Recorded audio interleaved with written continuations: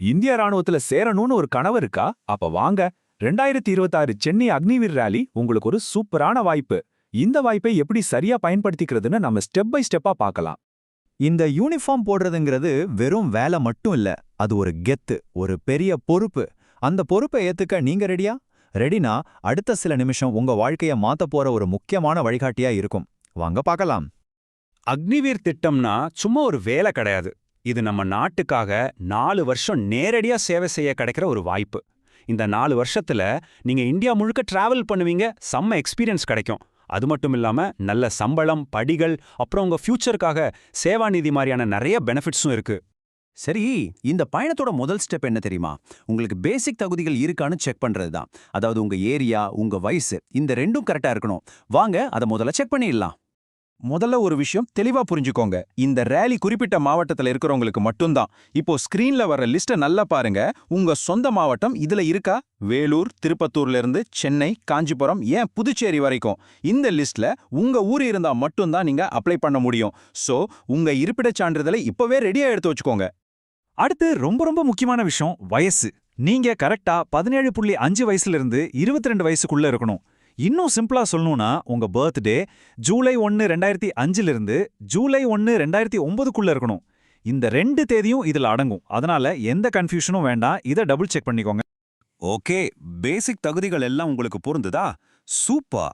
அடுத்த ஸ்டெப் உங்களுக்கு எந்த வேலை செட் ஆகும்னு பார்க்கறது. உங்க படிப்புக்கும் திறமைக்கும் ஏத்த மாதிரி நிறைய ஆப்ஷன்ஸ் இருக்கு. பாத்தீங்கன்னா இந்த ரேலில மொத்தம் 4 முக்கியமான பிரிவுகள் இருக்கு. ஜெனரல் டியூட்டில இருந்து டெக்னிக்கல் வேலை வரைக்கும் ஒவ்வொன்றுக்கும் என்ன தகுதி வேணும்னு இப்ப நாம விளக்கமா பார்க்கலாம்.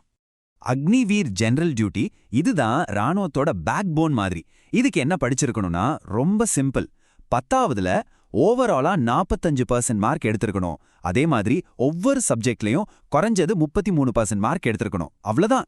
டெக்னிக்கல் போஸ்ட்டுக்கு அப்ளை பண்ண போனீங்களா? உங்களுக்கு 3 வழி இருக்கு. ஒன்னு, நீங்க +2ல சயின்ஸ் குரூப் எடுத்து பிசிக்ஸ், மேத்ஸ், இங்கிலீஷ் படிச்சு 50% மார்க் எடுத்திருக்கலாம். இல்லனா +2 சயின்ஸ் முடிச்சிட்டு ஒரு வருஷம் ITI கோர்ஸ் பண்ணிருக்கலாம். 3வது ஆப்ஷன், 10ஆவதுல 50% மார்க் எடுத்துட்டு 2 இல்லனா 3 வருஷம் டெக்னிக்கல் டிப்ளமோ முடிச்சிருந்தாலும் நீங்க தாராளமா அப்ளை பண்ணலாம். சோ உங்க எஜுகேஷனுக்கு எது மேட்ச் ஆகுதோ அந்த வழியை தேர்ந்தெடுங்க. இங்க கொஞ்சம் நல்லா கவனிங்க. கிளார்க் வேலைக்கும் ட்ரேட்ஸ்மேன் வேலைக்கும் ஒரு முக்கியமான வித்தியாசம் இருக்கு. கிளார்க் போஸ்ட்டுக்கு நீங்க +2ல எந்த குரூப் வேணும்னாலும் படிச்சிருக்கலாம்.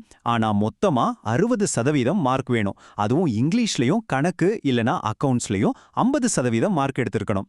ஆனா ட்ரேட்ஸ்மேன் வேலைக்கு நீங்க 10ஆவது இல்லனா 8ஆவது பாஸ் பண்ணியிருந்தாலே போதும். பர்சன்டேஜ் எல்லாம் முக்கியம் இல்ல. எல்லா சப்ஜெக்ட்லயும் 33% மார்க் இருந்தா ஓகே. சோ உங்க மார்க்கை வச்சு எது பெஸ்ட்னு முடிவு பண்ணுங்க. சரி, உங்களுக்கான வேலையை தேர்ந்தெடுத்தாச்சே. அடுத்து செலக்ஷன் ப்ராசஸ். இது மொத்தம் 2 கட்டமா நடக்கும். உங்க அறிவையும் சோதிப்பாங்க, உங்க ஃபிட்னஸையும் சோதிப்பாங்க. மொத்தம் 2 ஸ்டெப் தான். ரொம்ப சிம்பிள். முத கட்டம் ஆன்லைன்ல ஒரு கம்ப்யூட்டர் எக்ஸாம்.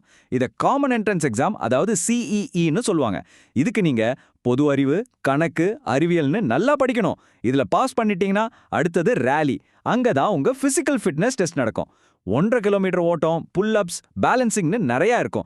இதுக்கு நீங்க இன்னைக்கே பிராக்டிஸ் ஸ்டார்ட் பண்றது ரொம்ப நல்லது. இந்த எக்ஸாம்ல கலந்துக்கிறதுக்கு எல்லாருமே ₹250 எக்ஸாம் ஃபீஸ் கட்டணும். நீங்க ஆன்லைன்ல ரெஜிஸ்டர் பண்ணும்போதே இதையும் கட்டிடணும். இது ஒன் டைம் பேமெண்ட் தான். இதை தவிர வேற யாருக்கும் எந்த பணமும் கொடுக்காதீங்க. ஓகே, இப்போ நாம கடைசி கட்டத்துக்கு வந்தாச்சு. இதுதான் ரொம்ப முக்கியம். எப்படி அப்ளை பண்றது? அப்ளை பண்றதுக்கு முன்னாடி உங்க போட்டோ, கையெழுத்து, எல்லா சர்டிபிகேட்டையும் ஸ்கேன் பண்ணி கரெக்டான சைஸ்ல ரெடியா வச்சுக்கோங்க. இந்த தேதிகளை உடனே உங்க கேலண்டர்ல மார்க் பண்ணி வச்சுக்கோங்க. பிப்ரவரி 13ஆம் தேதி ஆன்லைன் ரெஜிஸ்ட்ரேஷன் ஆரம்பிக்குது. ஏப்ரல் 1ஆம் தேதி முடிஞ்சிடும். கடைசி நிமிஷத்துல சர்வர் பிஸி ஆயிடும். அதனால எவ்வளவு சீக்கிரம் முடியுமோ அவ்வளோ சீக்கிரம் அப்ளை பண்ணிடுங்க. கடைசி நாள் வரைக்கும் வெயிட் பண்ணவே பண்ணாதீங்க. நீங்க அப்ளை பண்ண வேண்டிய ஒரே ஒரு அஃபீஷியல் வெப்சைட் இது மட்டும்தான். joinindianarmy.nic.in. ஸ்பெல்லிங்கை நல்லா பார்த்துக்கோங்க. வேற எந்த போலியான வெப்சைட்லயும் போய் ஏமாந்துடாதீங்க. அப்ளை பண்ணும்போது உங்க இமெயில் ஐடியும் மொபைல் நம்பரையும் ரொம்ப கரெக்டா கொடுங்க. ஏன்னா எல்லா தகவலும் அதுக்கு தான் வரும். உங்களுக்கான முழு வழிகாட்டுதலும் இப்போ உங்க கையில இருக்கு. தகுதிகள் என்ன, தேர்வு முறை எப்படி விண்ணப்பிக்கணும்னு எல்லாத்தையும் நாம பார்த்துட்டோம். இப்போது நம்ம நாட்டுக்கு சேவை செய்யற உங்க கனவை நனவாக்குற முதல் அடியை நீங்க தான் எடுத்து வைக்கணும். All the best.